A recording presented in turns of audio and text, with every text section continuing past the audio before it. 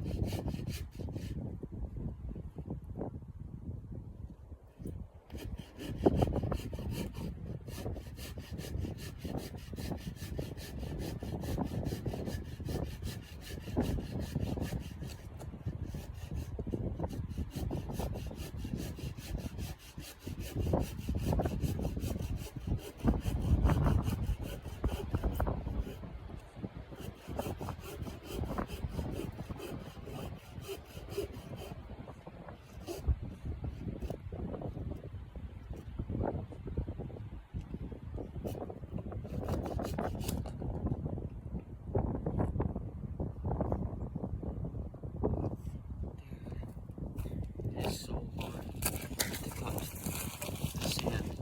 My hand saw diagonally. I completely missed my line.